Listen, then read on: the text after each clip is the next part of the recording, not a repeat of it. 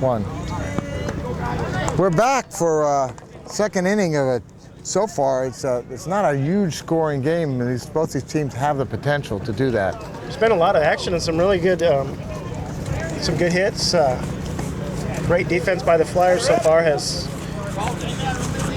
shut down the Cubs. They shut them down, but I don't think they're going to be denied for too long. But let's see whether or not they can hold them here. Cubs are so loaded with hitters. I expect this to be a pretty high-scoring game. That's kind of what I was expecting when we decided to do this game. Anyways, I want to thank again Colors Wheelchair, official broadcast sponsor for XA Bowl. And there's a big, what Horry with it. And what a bad throw to compound it. That was if he had been paying attention there, that would have definitely been. And that was Paul Burley with that hit, the pitcher for the Flyers. If Paul had paying attention, he would have been on second. And I don't know what, Latoro is not doing his job out there. And I'm surprised. I'm not used to seeing him not, to bobble several balls. And that one he had, and he let it drop. Well, it's too bad. You see that a lot where a guy will drop a ball, and then they try to hurry up and make a fantastic throw to get the runner to make up for the miss, and it's an overthrow. All right, Larry Labiak is up. Well, there's a NWSA Hall of Famer. And they call him Larry the Lip, right? They call him a lot of things. You love him or you hate him, but he probably walks more than any player in the NWSA. Well, that's a nice thing. There's a nice little bunt he put down. Look at the first. That's a great hit and run. Great job by the Flyers. And he's out. But the runner advances to second. And that brings up the top of the order with David Radbell, who had a single his first time. Well, that was a nice play by the Flyers. They must have had something on in the first pitch. Yeah. Saw the runner take off as soon as the ball was pitched, and Larry laid down a perfect bunt.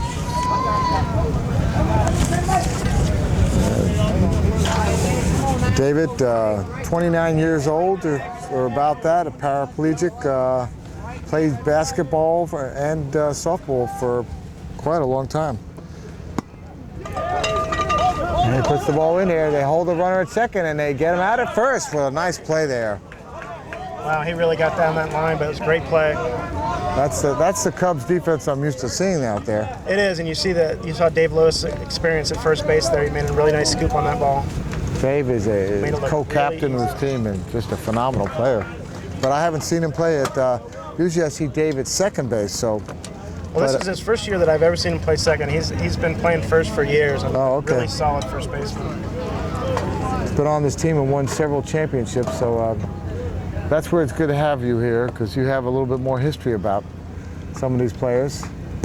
And Angelo Cruz, who is out the first time, I tell you what, I've yet to see Angelo be out 2 times in a row, so. He is so fast, and he hits good line drives. He doesn't pop up that much, doesn't hit a lot of ground balls. Well, he just popped it up, and and that'll be a single. Oh, looks like they've got, throw it home. Paul Burley's caught between third and home. And they got him for 3 outs. Alex Para made a great decision there to just run him back and fake him, so they didn't have to have too many throws. Oh, wow. It shows the Cubs' experience on defense. That was quite a thing, and that they held them to, still they have their 2 runs on 2 hits.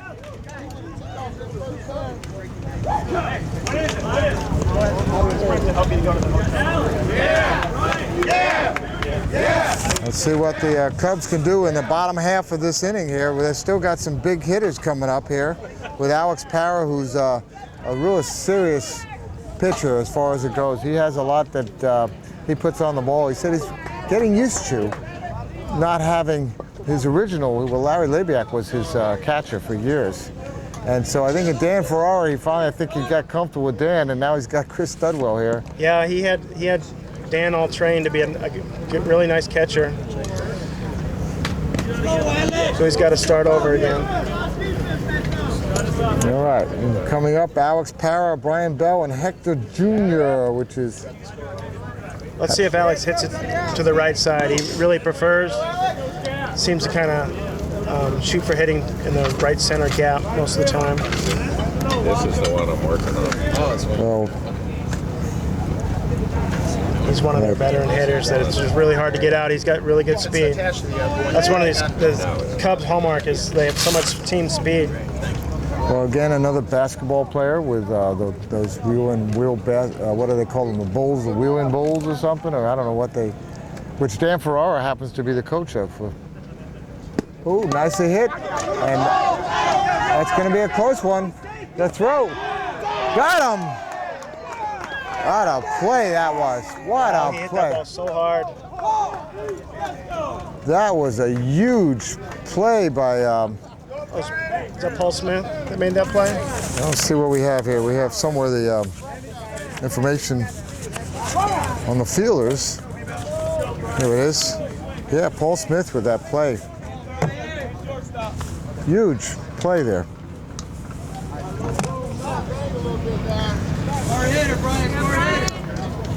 Smith playing good defense, which goes with his great offense.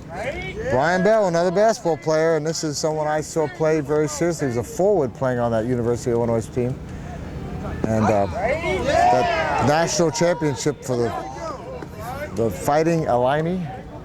Illini? Excuse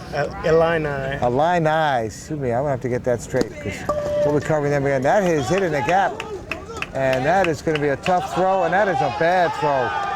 I think Brian's speed really influenced how that ball was thrown.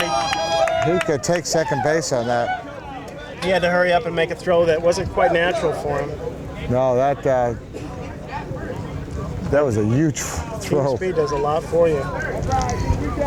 So was that Angelo who did that out there? And I believe that was Angela Cruz. yeah, Angelo Cruz who with a huge throw. I tell you what, that was shows you how what a range of arm he has. Yeah, it was I mean, just- a lot on that ball. I tell you, a little bit too much. He could be throwing it at the back of the field there and still get it to first. You know, and that's something different. But I was thinking some of these first basemen can stand up and snag that ball out of the air that's too high. That would be foul, and I don't think anyone's going to get it. Go ahead. Yep. But I don't know if I've ever seen Terry stand up and get a ball. Sean Mislow does that sometimes. Junior Guerrero for the Saints does it. It really gives you an advantage. It does. It really does.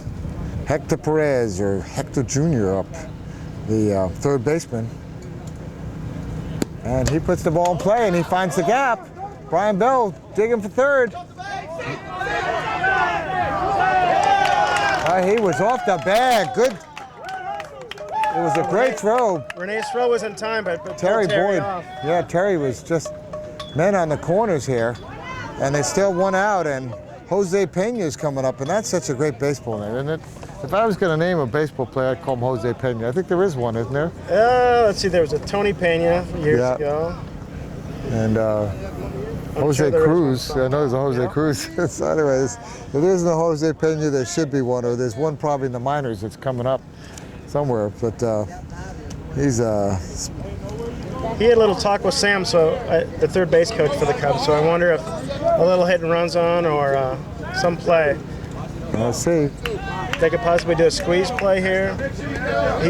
He's not allowed to bunt, but they can definitely do a hit and run here. Let's see. Brian's speed. 2-0. 2-0 here. The Teams count. do that differently. Sometimes they'll have hit and run on after the first strike, or they'll say on the fourth pitch, or they'll just have a signal. I'll tell you what. So far, nothing's on. It looks like they may blow the bases if they don't. You think he has a green light to go with 3-0? I would hope not. Let's see what he does. Paul Burley is usually just a solid pitcher. He throws strikes. That's going to be short. He walked him. Or he wheeled him. And there he goes. It's still a walk, Rob.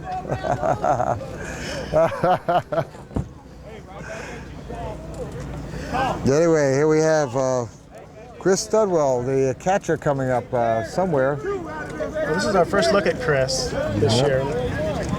Not sure what he can do. Now, he is the quad for this team, so he'll be able to bunt. And I'll tell you what, bases loaded bunt could be, if he does it right, he has to be careful, because if he does it wrong, they can get Brian Bell coming in at home. And the Flyers they're not expecting it too much. We have Paul Smith is playing back at third.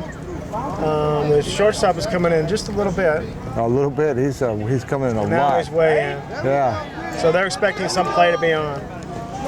yeah. Georgie Alfaro is almost in the lap of the pitcher there. There's a strike, 1-1.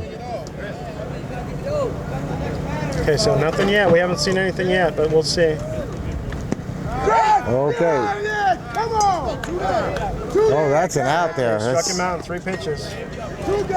So Paul Burley did his job. When you're a pitcher and you have the quad up, your job is just to throw strikes. And Yeah. throw 'em right down the middle. Well, Dave Lewis now batting in the number 10 slot, which is like, what's going on here? Some teams do this where they put a class 1 in the 10 spot right after the quad. They'll put the quad in the 9 spot, and that way, if the quad happens to get on, it's less likely to get into a situation where the top of the order doesn't hit into a fielder's choice. It took me a long time to say that, but Okay, no, it's Davis is a great hitter. He'll find a hole here. He's very unselfish. He's not going to try to be a hero and hit a home run or anything. He's just going to try to find a hole and advance the runner. Listen to Paul Moran doing a beat of the drums over there. That's Dave something Lewis Paul with a Moran chance loves to really do something here. They have not scored yet, the Cubs, and this is their best scoring opportunity yet. Bases are loaded. 2 outs. Dave Lewis, he'll take a walk and come across that plate. What's the count here? I'm just curious. Is it 2-0? He wheels in, and he puts it in play.